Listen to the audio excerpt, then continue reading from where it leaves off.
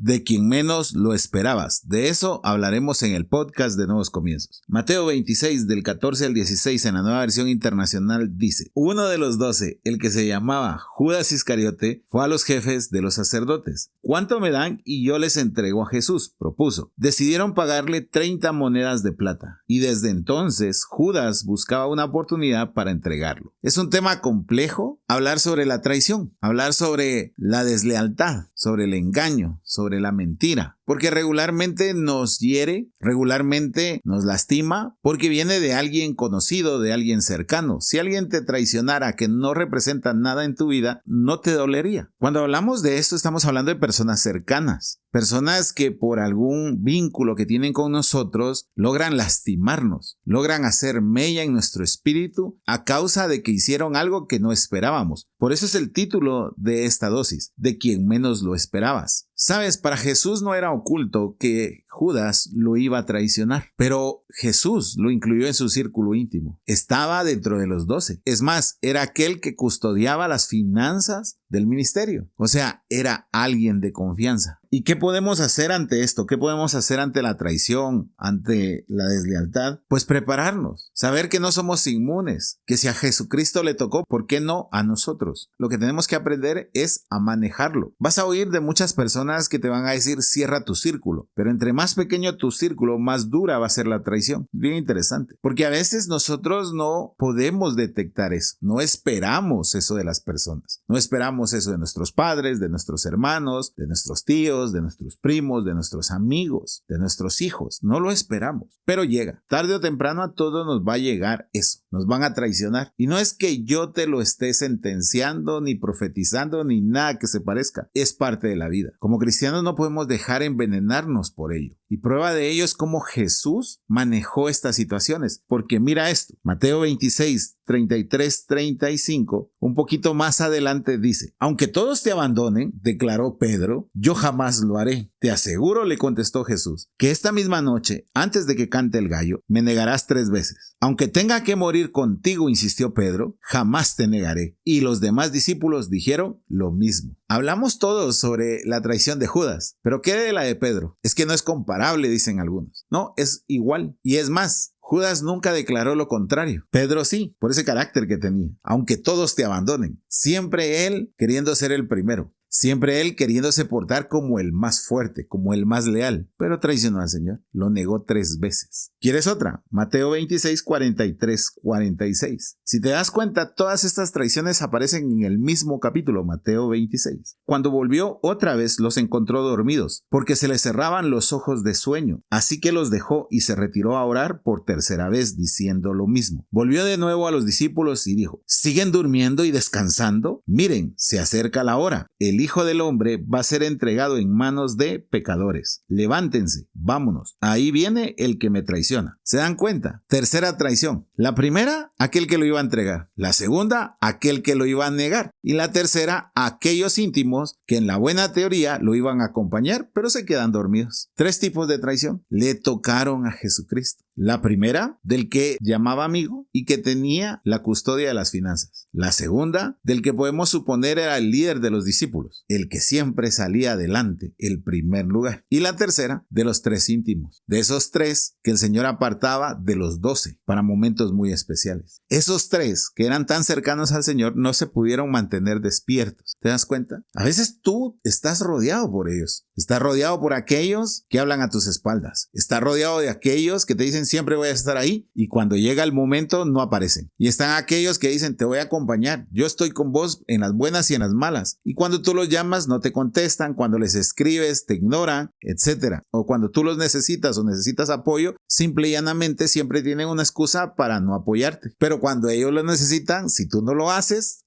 es un pecado mortal. ¿Te das cuenta? Esos 3 tipos de traición los recibió Jesucristo. ¿Y qué hizo? Los amó. Y por eso el título de esta dosis es un juego de palabras. Porque esta gente que traiciona está esperando que tú devuelvas la misma moneda. Esta gente que hace lo contrario está esperando que tú les pagues igual, que tú seas igual. ¿Para qué? Para justificarse de las malas acciones que ellos hicieron, para usar eso como herramienta y quedar empatados en la amistad. Y sabes, Jesucristo no hizo eso. Todo lo contrario, cuando Judas llegó con los soldados y le dio el beso, le dijo el Señor: ¿a qué vienes, amigo? No le dijo: ¿a qué vienes, traidor? No, le dijo: ¿a qué vienes, amigo? A Pedro le repitió el milagro de la pesca milagrosa y se les presentó a los discípulos en el momento que resucitó para darles la gran comisión, a pesar de sus errores. Esa es la enseñanza de hoy, que tú seas aquel de quien menos lo esperan, que en lugar de devolver la traición, tengas amistad, lealtad, que seas fiel. No digo que no te va a doler, por eso te lo explicaba al principio. No quiere decir que la traición no duele, que las mentiras, que los chismes que te levantan no duelen. Claro que duelen, porque te has esforzado todo el tiempo por ser un buen amigo, por ser un buen familiar, pero estamos llamados a ser diferentes, a estar cuando lo necesite esa persona que te traicionó, esa persona que logró lastimarte, va a necesitarte en algún punto, y en ese momento tú tienes que extender la mano. En ese momento tú tienes que volver a ser la misma persona que eras antes de la traición, porque si no perdiste la batalla, porque si no el enemigo ganó. Dios no nos manda a devolver el mal por mal, sino devolver